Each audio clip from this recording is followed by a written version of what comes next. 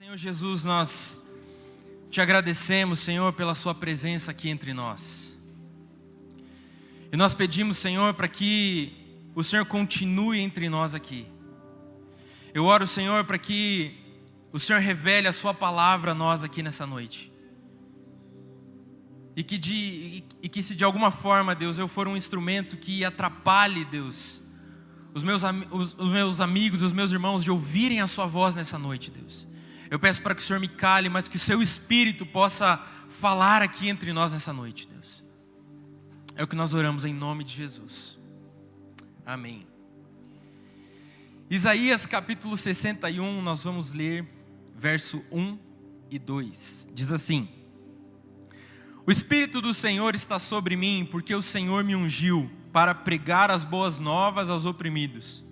Enviou-me a restaurar os de coração abatido, a proclamar a liberdade aos cativos e a pôr os presos em liberdade, a proclamar o ano aceitável do Senhor e o dia da vingança do nosso Deus, a consolar todos os tristes.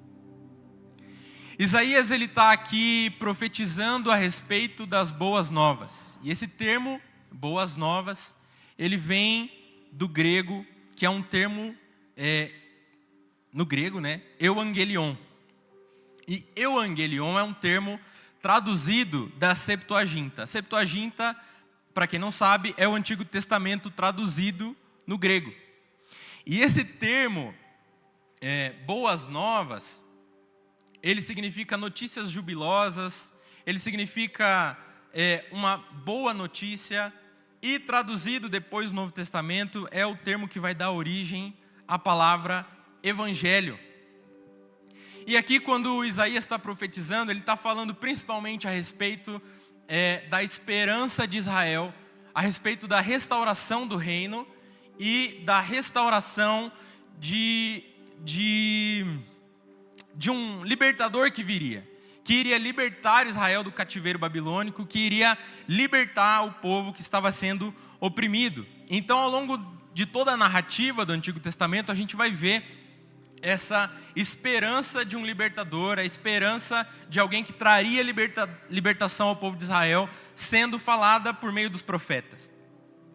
E esse termo, ele tem uma outra derivação, que é euangelizomai. Anotei aqui para parecer que eu sei, mas eu não sei. Euangelizomai, que quer dizer pregar as boas novas, quer dizer proclamar. E é isso que Isaías está falando aqui. Ele está falando a respeito de proclamar as boas novas. Isso quer dizer que o que Isaías está falando aqui é a respeito de alguém que iria trazer esperança aos corações daqueles que não tinham mais aonde apoiar a sua esperança. Isaías está profetizando a respeito do Messias e falando do ungido que viria para libertar aqueles que estavam escravizados e não tinham como se libertar por si mesmos. E aqui ele está falando que Deus traria um tempo. E é interessante a forma como o texto fala, porque ele diz proclamar o ano aceitável e o dia da vingança. E o que fica para nós aqui é que ele está falando que o tempo da libertação, o tempo da proclamação das boas novas seria muito maior do que o tempo da vingança do Senhor.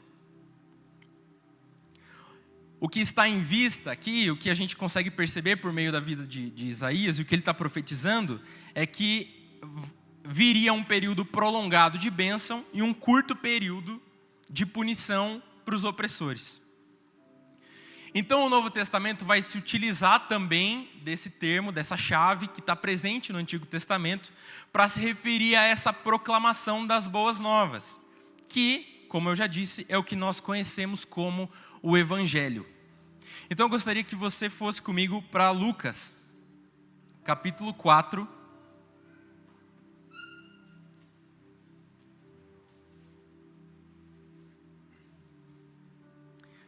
Lucas capítulo 4,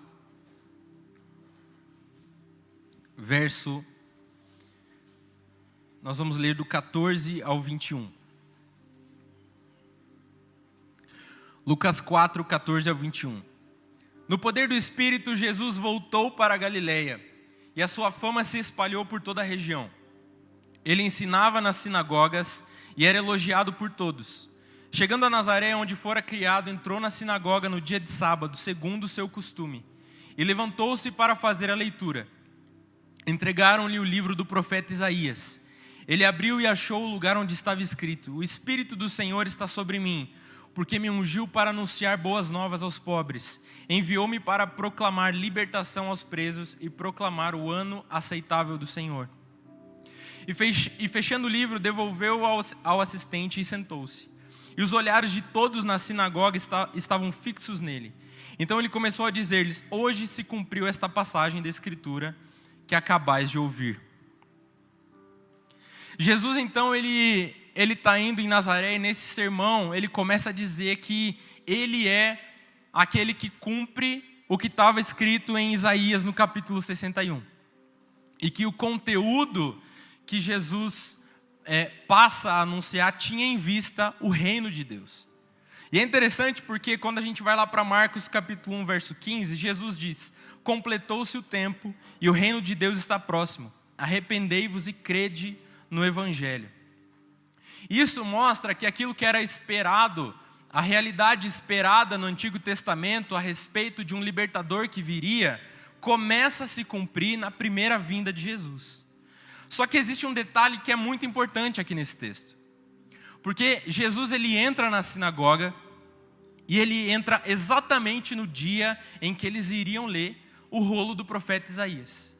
E exatamente no dia que eles iam ler o rolo do profeta Isaías, ele lê exatamente essa passagem que nós lemos de Isaías 61. Só que Jesus ele lê o texto só até uma parte. E ele lê apenas até a parte em que o profeta Isaías diz que iria proclamar o ano aceitável do Senhor. E o texto fala que ele fecha o livro, devolve para o assistente e fala: Hoje se cumpre essa palavra. Mas está faltando uma parte. Está faltando uma parte dessa profecia. O que é isso? Jesus está cumprindo as coisas pela metade? Não. Jesus não lê a parte que fala a respeito do dia da vingança. Por quê? Porque o dia da vingança é também entendido no Antigo Testamento como o dia do Senhor. Então no Antigo Testamento você vai ver essa expressão se repetindo várias e várias vezes, falando a respeito do dia do Senhor, que é o dia em que o Senhor viria com justiça, com juízo, e que Ele vai derramar a sua ira sobre todos aqueles que se opõem à verdade do nosso Senhor. Então alguns textos para você entender como o Antigo Testamento fala, não só o Antigo Testamento, mas também o Novo, fala a respeito do dia do Senhor. Isaías capítulo 13, verso 6. Chorai, porque o dia do Senhor está perto. Virá como destruição do Todo-Poderoso. Zacarias 14, 1. Vem o dia do Senhor em que os teus despojos se repartirão no meio de ti. Um texto do Novo Testamento, 2 Pedro 3, verso 10. Contudo, o dia do Senhor virá como ladrão, no qual os céus passarão com grande estrondo, e os elementos queimando se dissolverão, e a terra e as obras que nela há serão descobertas. O dia do Senhor é o dia que nós temos uma revelação mais completa hoje, que nós podemos dizer que é o dia do retorno do Senhor Jesus. O dia da vingança, profetizado pelo profeta Isaías, e que Jesus não cita em sua primeira vinda, é algo que estava destinado apenas à segunda vinda do Senhor. Então a primeira vinda do Senhor Jesus vai inaugurar o processo do desenvolvimento da salvação na história da humanidade. Mas é na segunda vinda de Jesus que esse processo vai ser consumado. Isso quer dizer que o reino de Deus, ele não será totalmente estabelecido até a volta de Cristo. Jesus inaugura o reino, mas esse reino não é pleno ainda. É o que a gente chama na teologia de já e ainda não. Existem aspectos do reino de Deus que já operam no nosso meio, mas existem outros aspectos desse reino que ainda não. Então não tem como a gente estabelecer o reino de Deus, porque quem que estabelece o reino de Deus? Cristo. Como é que a gente vai estabelecer um reino sem rei? Quem estabelece o reino de Deus é Cristo.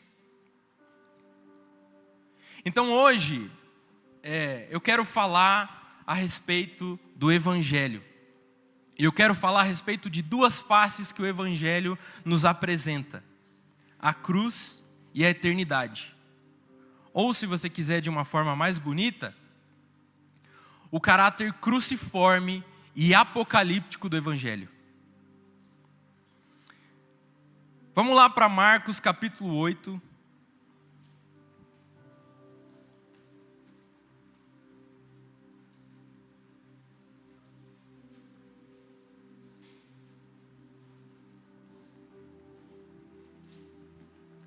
Marcos capítulo 8, a partir do verso 34.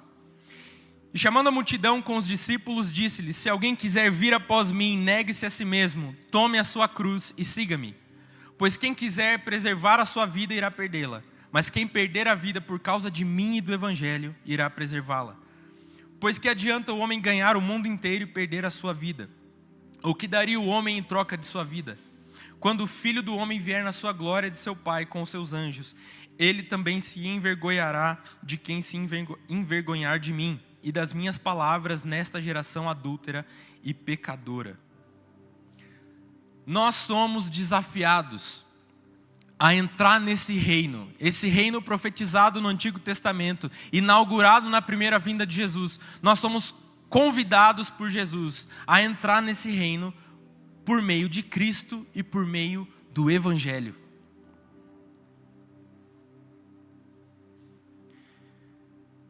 O Evangelho vai ter esse cumprimento, esse duplo cumprimento que se divide numa realidade para essa era e a era vindoura.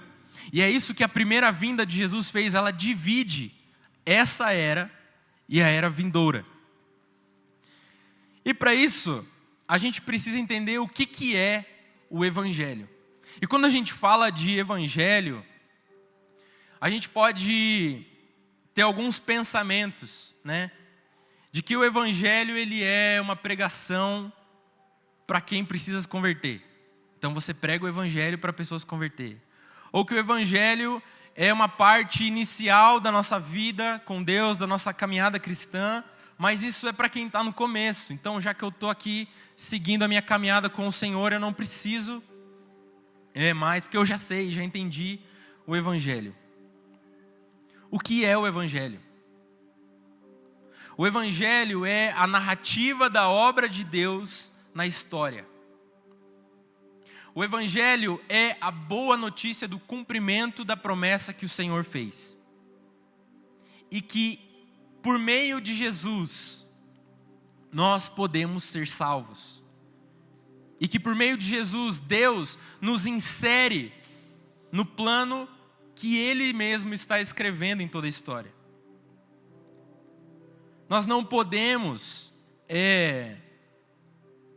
tratar o Evangelho como uma coisa básica simplesmente. Nós não podemos tratar o Evangelho como uma coisa simples ou algo que só vale para os nossos primeiros passos com o Senhor. Mas o Evangelho é o nosso todo. O Evangelho não é o primeiro degrau na nossa vida com o Senhor. O Evangelho é o fundamento da igreja. O Evangelho precisa ser pregado constantemente. O Evangelho é o que nos posiciona no reino de Deus e é o que vai nortear a nossa vida. Gente, sabe de uma coisa? A gente não pode mais perder tempo com coisas que tiram o Evangelho de frente, da nossa frente. Nós não podemos mais perder tempo com coisas que não centralizam o Evangelho nas nossas vidas. Com coisas que não vão colocar o Evangelho na maneira como nós vivemos, como nós fazemos, como nós somos igreja, que vai colocar o Evangelho como algo central na forma como nós discipulamos, como nós nos relacionamos com a nossa família. Nós precisamos do Evangelho. Amém? Nós precisamos do Evangelho. Não dá mais tempo para a gente ficar perdendo tempo com mensagens e palavras que tiram o Evangelho do centro, e a gente vai vivendo uma vida com Deus onde a visão que nós temos do Evangelho é uma visão turva, uma visão deturpada, uma visão que não corresponde com as Escrituras.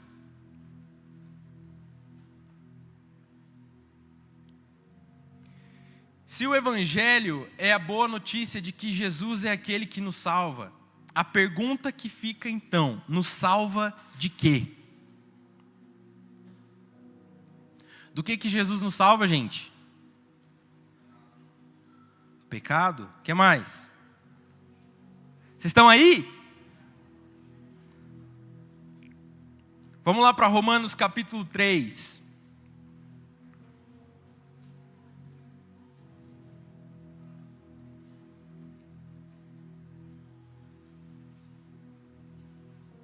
Romanos capítulo 3, vamos ler do 23 ao 26.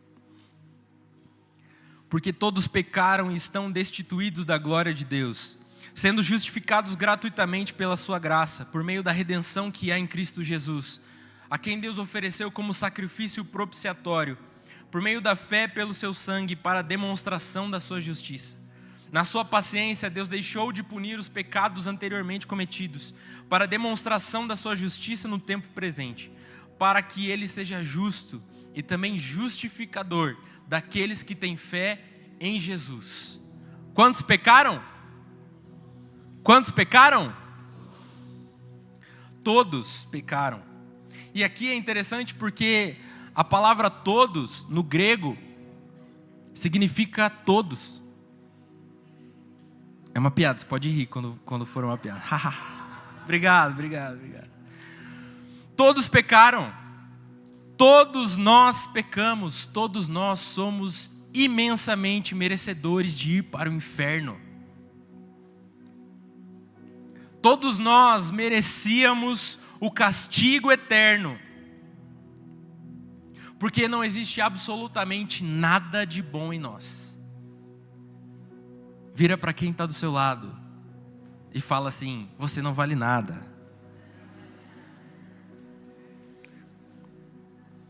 Todos nós aqui nesse salão, todos nós merecíamos o inferno, a condenação eterna, a separação eterna de Deus. Romanos 14, 23 vai dizer para nós que tudo aquilo que não provém da fé é pecado. Isso quer dizer que não existe nada, nenhuma obra que a gente possa fazer que vai nos colocar numa posição favorável aos olhos de Deus. Não existe nada em nós que nos dê motivos para Deus não nos mandar para o inferno, a não ser que nós estejamos em Cristo, que nos justifica diante do Pai. A boa notícia então, a boa notícia do Evangelho é que Jesus nos salva de nós termos que encarar a ira de Deus. Amém?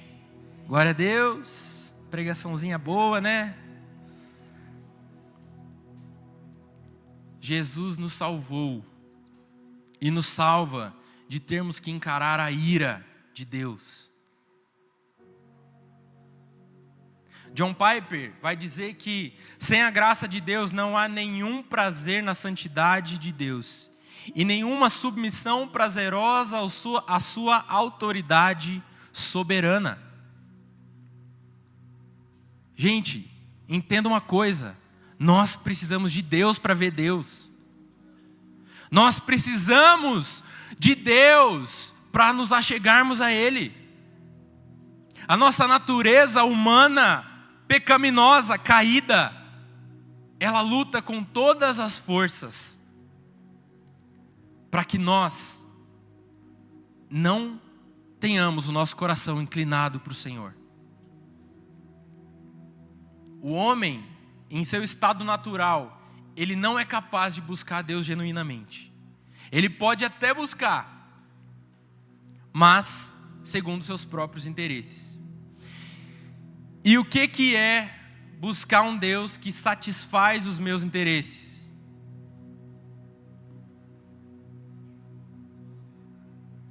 Um ídolo.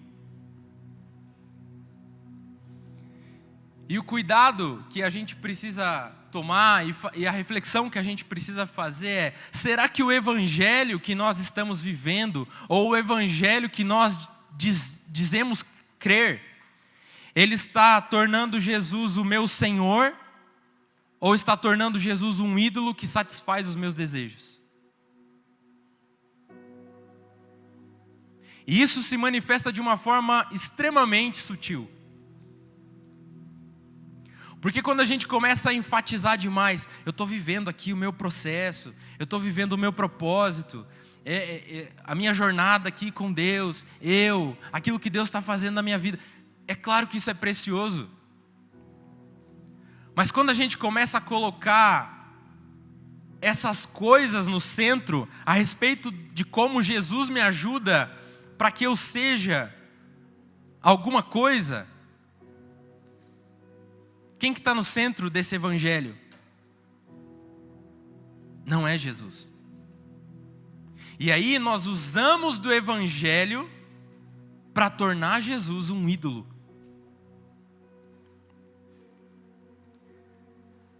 E quando eu estou no centro, talvez eu estou usando o evangelho como um artifício para satisfazer os meus próprios desejos e fazer o que eu bem entender.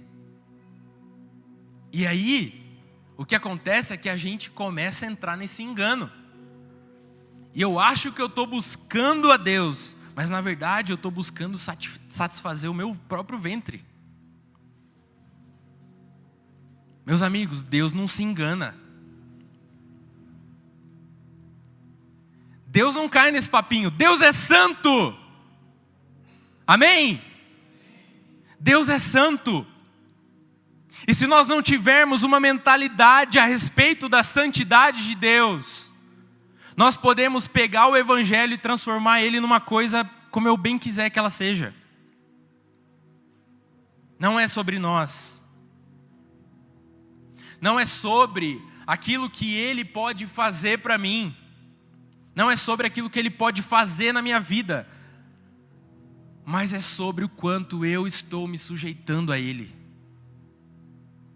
É sobre o quanto eu estou me apegando ao Evangelho, entendendo de onde Jesus me tirou, da condição que Ele me tirou, e o quanto eu estou respondendo a essa revelação. Jesus nos salvou de sermos totalmente esmagados pela ira de um Deus que é justo e santo.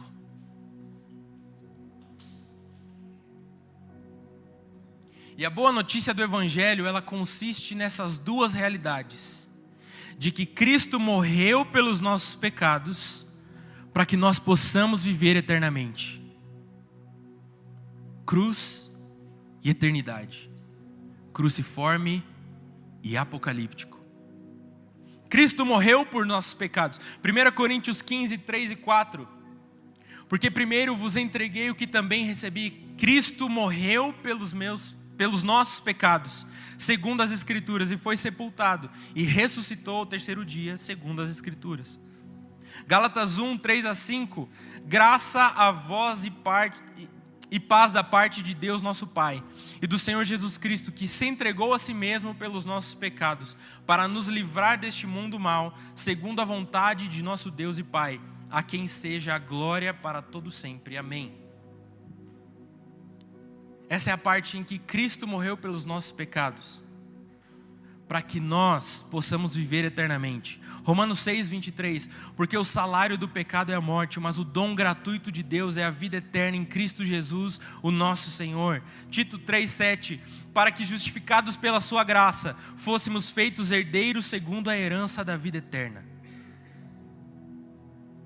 O Evangelho, meus amigos, ele não é somente a mensagem de Jesus, não é somente o que Jesus proclamou, a mensagem também é sobre o próprio Jesus. Jesus não é somente o mensageiro, ele é a mensagem. Amém? Glória a Deus. Então, nós vamos ver essas duas faces do Evangelho. E o Evangelho vai apresentar para nós esse caráter cruciforme.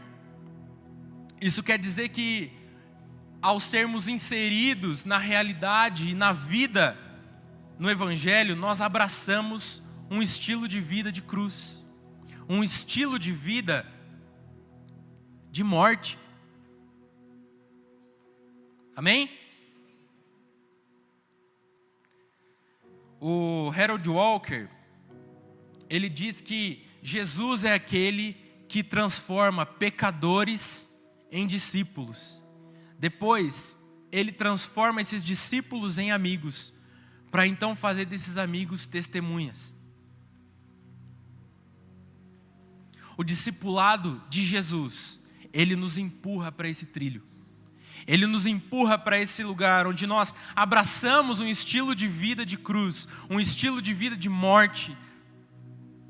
E assim como nós lemos lá em Marcos 8, o próprio Jesus, ele faz um convite, mas esse convite exige algo de nós. Negue-se a si mesmo, tome a sua cruz e siga-me. E esse é um discurso que talvez hoje em dia ele é muito difícil. Por quê? Porque a maioria das narrativas vão falar o seguinte: cara, você tem que descobrir quem você é. Você tem que aceitar. Olha só que lindo. Você tem que aceitar quem você é. Aceitar quem eu sou, meu amigo. Presta atenção aqui, ó. Aceitar quem eu sou é aceitar que eu mereci o inferno. O convite de Jesus para que nós possamos entrar na realidade do reino é: negue-se, tome a sua cruz e siga-me. Essa história de, não, você tem que se descobrir. Ariel, você tem que se descobrir, Ariel. Descobrir o que você gosta. Meu amigo, isso aí é papo de serpente. Chuta isso para fora da sua vida, amém? Glória a Deus. Então, meus amigos, não é sobre nós. Não é sobre nós. Então, se nós já demos um passo que é negar a nós mesmos, então agora é a hora de tomar a nossa cruz e seguir a Ele. O caráter cruciforme do Evangelho nos leva a abraçar um estilo de vida de morte.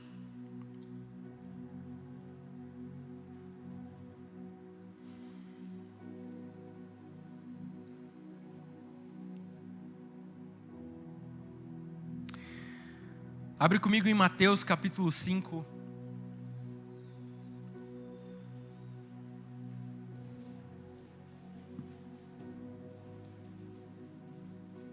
Nós vamos ler o verso 11 e 12. Bem-aventurados sois quando vos insultarem, perseguirem e, mentindo, disserem todo mal contra vós por minha causa. Alegrai-vos e exultai, pois a vossa recompensa no céu é grande, porque assim perseguiram os profetas que viveram antes de vós. Olha só que palavra encorajadora Jesus está nos dando aqui. Bem-aventurados sois quando vos insultarem, perseguirem, disserem todo mal contra vós por minha causa. 1 Tessalonicenses 1,6 vai dizer: e vos tornastes nossos imitadores e do Senhor, recebendo a palavra com alegria que vem do Espírito Santo, mesmo em meio a muita tribulação. 1 Tessalonicenses 1,10, esperando do céu o seu Filho, a quem Ele ressuscitou dentre os mortos, Jesus, que nos livra da ira vindoura. Quando nós somos inseridos no Evangelho, nós precisamos abraçar esse estilo de vida de morte, de negação de nós mesmos. E qual é a nossa esperança? A nossa esperança é o Filho de Deus, que ressuscitou, que nos livra da ira vindoura. E é também o caráter cruciforme do Evangelho que nos possibilita permanecer em Cristo até a morte. Jesus, ele sabia que ele precisava discipular aqueles 12 homens até que eles tivessem disposição suficiente de seguir a ele até o fim. Nem Jesus confiava nos discípulos. Duvidou, né? João 2, 19 a 25.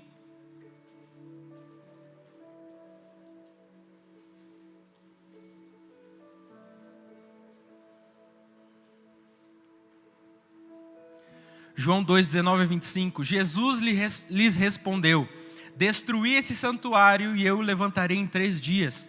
Os judeus prosseguiram: este santuário levou 46 anos para ser edificado, e tu o levantarás em 3 dias? Mas o santuário ao qual ele se referia era o seu corpo. Quando ressuscitou dentre os mortos, seus discípulos se lembraram disso, que ele dissera, e creram na Escritura e na palavra que Jesus havia falado. E encontrando-se em Jerusalém para a festa da Páscoa, muitos que viram os sinais que ele fazia, creram no seu nome. Mas o próprio Jesus não se confiava a eles, porque conhecia todos, e não precisava que lhe dessem testemunho sobre o homem, pois ele bem sabia o que é o ser humano. Não existe nada de bom em nós, a não ser que nós estejamos posicionados no Evangelho do Senhor Jesus. Então, e esse texto ele fala para nós que a multidão viu os sinais de Jesus e creu. Mas Jesus não dava confiança para eles. Por quê? Porque não basta simplesmente crer, porque até a multidão creu. E é por isso que muitas pessoas, elas podem estar dentro da igreja, vindo culto após culto, vindo em todas as reuniões, mas no fundo, um discipulado genuíno não foi gerado naquele coração.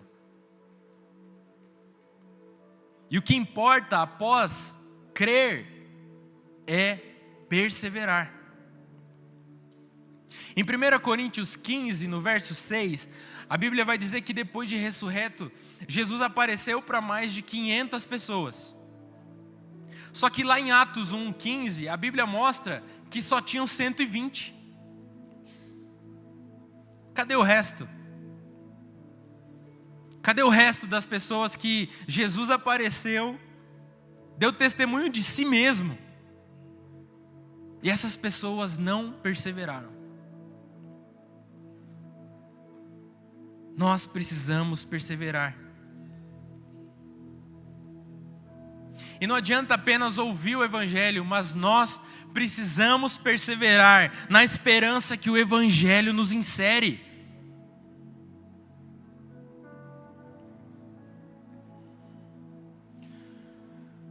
João capítulo 8, 30 ao 32, falando ele essas coisas, muitos creram nele. Jesus dizia aos judeus que haviam crido nele: se permanecerdes na minha palavra, sereis verdadeiramente meus discípulos, e conhecereis a verdade, e a verdade vos libertará. Meus amigos, nós precisamos abraçar um estilo de vida crucificado com o Senhor.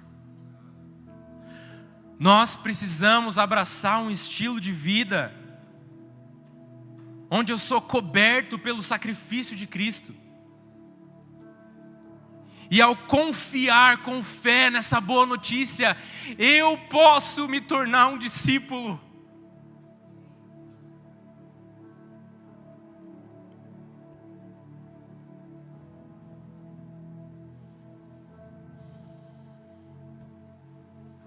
Nós precisamos perseverar naquilo que nós recebemos do Senhor Jesus. Essa semana eu recebi eu abri uma caixinha de perguntas no Instagram. E você vê, né? No Instagram não é só Maranata Builders.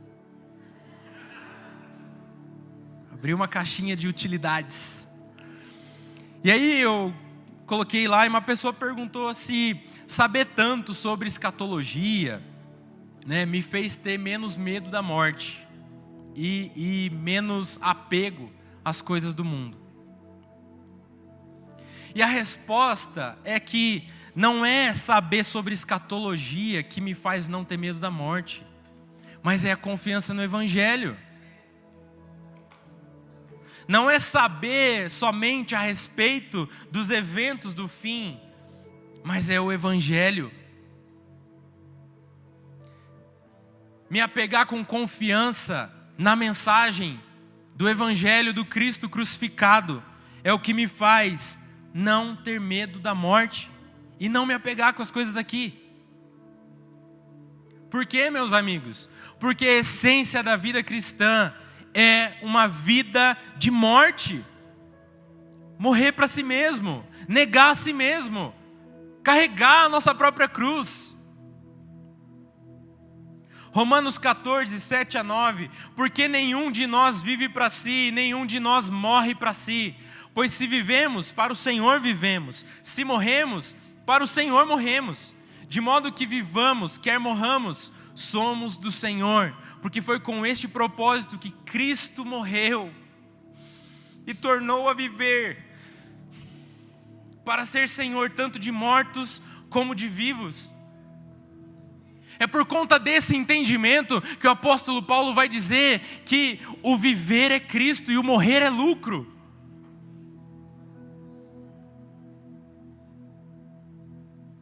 E a partir do momento que essa revelação do Evangelho entra em nós, isso faz com que a gente comece a se desapegar das coisas dessa vida. 1 João 2, 15 e 17. Não ameis o mundo, nem o que há nele. Se alguém ama o mundo, o amor do Pai não está nele. Porque todo o que está no mundo, o desejo da carne, o desejo dos olhos e o orgulho dos bens, não vem do Pai, mas sim do mundo. Ora, o mundo passa, bem como os seus desejos, mas aquele que faz a vontade de Deus permanece para sempre. Meus amigos, é somente a luz do Evangelho de Jesus Cristo que nós podemos viver à luz do dia do Senhor. E isso nos faz olhar para outra face do Evangelho, que é o seu caráter eterno. E o caráter eterno do Evangelho nos faz entender que a mensagem do Evangelho não termina na cruz, mas ela termina no reino. O dia do Senhor vai inaugurar a era vindoura. Esse será o dia da vingança do Senhor, que nós lemos em Isaías capítulo 61. Essa era em que nós estamos é o tempo da misericórdia. É o tempo em que o Senhor está concedendo graça para que todos os homens se arrependam. E uma coisa que a gente precisa entender é que o pecado, a depravação da humanidade e a maldade vão continuar aumentando até o fim dessa era que nós vivemos. Então, vai chegar o dia do Senhor. O dia em que Deus julgará toda a humanidade, recompensando os justos com a vida eterna e punindo os seus inimigos que viveram em iniquidade com fogo eterno.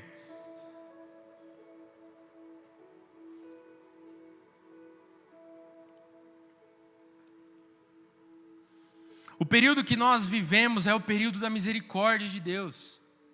É a oportunidade que o Senhor está dando para a humanidade, para que ela se arrependa. Lembra que nós falamos lá aqui em Isaías 61, ele fala sobre o ano aceitável do Senhor e o dia da vingança? Porque o período que se estende da misericórdia é grande, porque Deus é misericordioso. Mas o dia da vingança do Senhor chegará.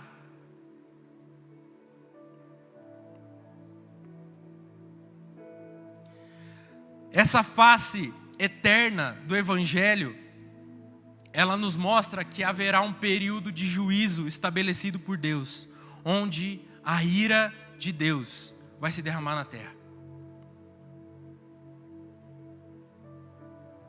E nós falamos, né, no início que a esperança e as boas novas, elas falam a respeito de um reino que está próximo.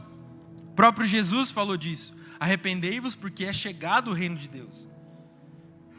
E para entrar nesse reino é necessário arrependimento. E é por isso que nós vamos ver um apelo exaustivo ao arrependimento. O arrependimento na pregação de Jesus é exigido a todo aquele que quiser entrar no reino. E esse é o estilo de vida daqueles que desejam entrar nesse reino.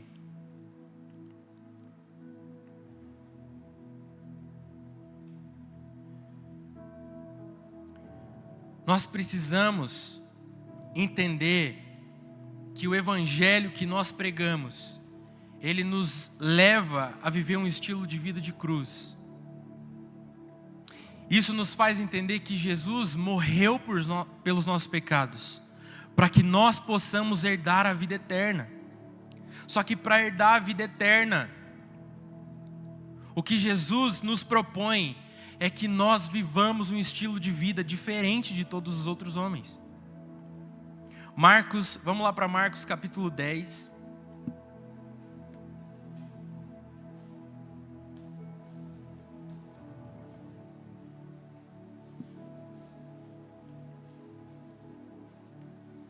Nós vamos ler do 42 ao 44. Então Jesus chamou-os para junto de si e lhes disse: sabeis que os que são reconhecidos como governantes dos gentios têm domínio sobre eles, e os seus poderosos exercem autoridade sobre eles. Mas entre vós não será assim.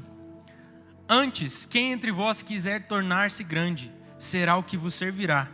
E quem entre vós quiser ser o primeiro, será servo de todos. Aqui Jesus está explicando como a dinâmica do reino funciona. E ela é totalmente oposta a tudo o que as dinâmicas da vida nesse mundo dizem. Isso vai exigir de nós um compromisso muito sério. É o que nós falamos a respeito de perseverar. Porque perseverar vai exigir de nós disciplina e uma obediência num alto preço. Gálatas 5, 19 a 21, as obras da carne são evidentes, a saber, imoralidade, impureza e indecência, idolatria e feitiçaria, inimizades, rivalidades e ciúmes, ira, ambição egoísta, discórdias, partidarismo e inveja, bebedeiras, orgias e coisas semelhantes a essas, contra as quais os previno, como já preveni antes. Os que as praticam não herdarão o reino de Deus. O estilo de vida que nos possibilita viver à luz do dia do Senhor é um estilo de vida de compromisso com o Evangelho do Senhor Jesus. Eu lembro que uma vez eu estava dando uma aula de escatologia, e era uma aula sobre grande tribulação, e uma aluna perguntou assim: como que a gente pode olhar para tudo isso? Tudo isso que vai acontecer na grande tribulação, e ao mesmo tempo dizer que Deus é bom. Porque se Deus é bom, como é que Ele vai matar tanta gente assim?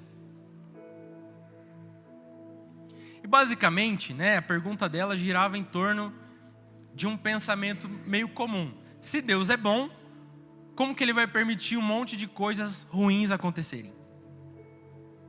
E por mais que seja uma pergunta básica, ela é uma pergunta que faz a gente refletir. Porque o nosso senso de bondade, ele é muito limitado. E eu lembro que ela perguntou isso, e eu estava explicando sobre Apocalipse 14, que vai dizer que o sangue nas ruas vai subir até a altura dos freios dos cavalos. A Bíblia, eu gosto muito de falar sobre a grande tribulação. E a Bíblia vai dizer que, em Ezequiel, capítulo 39, que no milênio nós vamos demorar 7 meses para enterrar todos os corpos daqueles que morreram durante a grande tribulação. Você veja só que coisa legal que a Bíblia apresenta para nós. E a gente vê esse monte de coisa, falando a respeito do tempo do fim, e como que a gente consegue visualizar um Deus que é bom, permitindo um monte de coisa ruim acontecer. Isaías 63 faz uma descrição do Messias perguntando: quem é esse com a roupa tingida de vermelho? E às vezes a gente pensa que o texto está falando sobre o sangue de Jesus na cruz. E aí ele está voltando e ele está com o sangue da cruz. Mas não é isso, porque o texto está falando que o Messias profetizado, ele vai esmagar os seus inimigos no lagar da sua ira.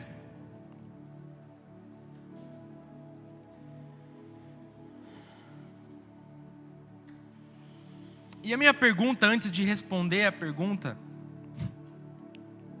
é: como você acha que as pessoas vão ficar quando a grande tribulação começar a acontecer de fato, e essas coisas começarem a acontecer, onde nós vamos ver coisas ruins acontecendo, e como que a gente vai afirmar que o caráter de Deus é bom diante de tanta coisa ruim? Qual será a reação de muitos de nós diante do evento mais catastrófico de toda a humanidade? E algo que o Senhor tem me falado muito é que o engano dos últimos dias vai produzir muita ofensa contra o Senhor. Porque muitas pessoas vão ficar ofendidas com Deus. Como que Deus deixa isso acontecer? Como que Deus não me arrebatou da tribulação? Por que Deus me deixou aqui? E o engano, ele é um potencializador da ofensa contra o Senhor. E a ofensa contra o Senhor gera apostasia.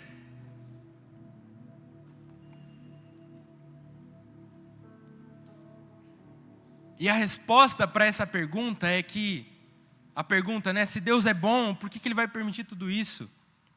Deus é bom porque os juízos de Deus são bons. E porque Ele é justo. Porque Deus estende um período enorme de misericórdia a todos nós. Mas o dia da vingança do Senhor virá. Todos nós, presta atenção, todos nós merecíamos que a terra se abrisse agora e nos engolisse. Mas a misericórdia do Senhor é concedida através de Cristo. E quando a gente fala sobre como que Deus vai permitir que um monte de coisa ruim aconteça se Ele é bom, como você acha que Deus lida com cada assassinato que acontece no mundo? Como você acha que Deus lida com cada aborto que acontece no mundo? Como você acha que fica o coração de Deus com cada abuso de cada criança no mundo? Como que Deus lida com a injustiça presente no mundo hoje?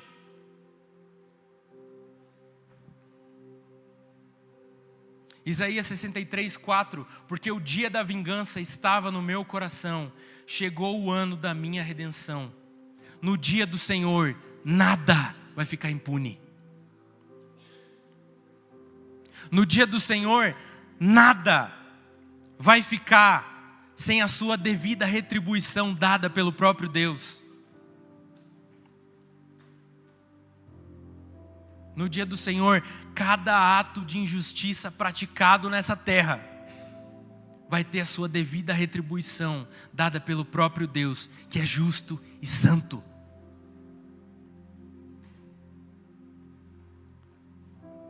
Agora, isso faz com que a gente tenha medo desse dia? somente para aqueles que não estão em Cristo. Somente para aqueles que não estão no Evangelho. Porque é o Evangelho que nos insere nessa realidade e nos permite viver à luz do dia do Senhor.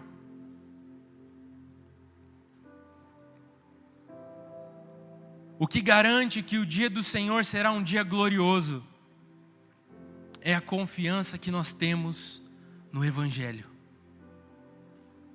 Meus amigos, nós precisamos do Evangelho.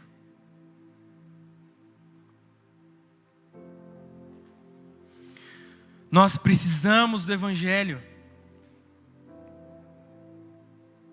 Nós precisamos de uma mente posicionada no Evangelho do Senhor Jesus. Porque é somente por meio do Evangelho que nós podemos ser inseridos no plano de Deus e viver à luz do dia da vingança do Senhor que virá. E saber que o dia da vingança faz parte da mensagem do Evangelho. Nós precisamos parar de fragmentar a mensagem do Evangelho. A gente prega que Jesus é aquele que veio e morreu pelos nossos pecados e agora estamos salvos. Isso é fragmentação do Evangelho. A mensagem do Evangelho é: existe uma boa notícia. Essa boa notícia é que nós merecíamos o inferno, mas que por meio do sacrifício de Jesus, nós somos reposicionados no plano de Deus. E agora nós não precisamos mais ter medo, porque Jesus é aquele que está diante do Pai nos justificando. E agora nós vivemos na expectativa do dia em que Ele retornará à terra.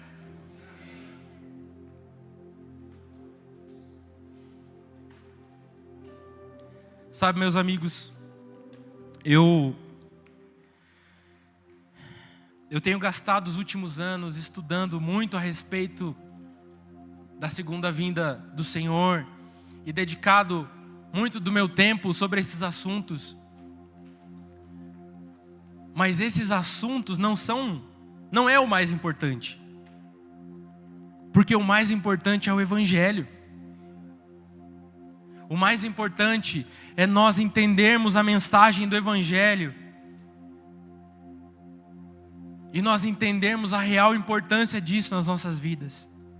E eu creio fortemente que esse é um tempo em que o Senhor está reposicionando o Evangelho no nosso meio. Nós precisamos de uma reforma. E uma reforma, ela não vai trazer algo inédito. Ela vai pegar algo que estava ruim e reformar. E se você já fez uma reforma na sua casa, você sabe o quanto isso dá dor de cabeça. Às vezes a reforma dá mais problema do que o problema que tinha antes. E quando o Senhor começar a fazer essa reforma, a centralidade do Evangelho vai começar a voltar para o nosso meio. E à medida que a centralidade do Evangelho volta para o nosso meio, estruturas vão começar a ser mexidas. Porque a gente canta muito sobre Maranata aqui na nossa igreja. A gente canta muito sobre a vinda do Senhor. Mas não tem como a gente cantar tanto sobre a vinda do Senhor se a gente não tiver um real entendimento do Evangelho.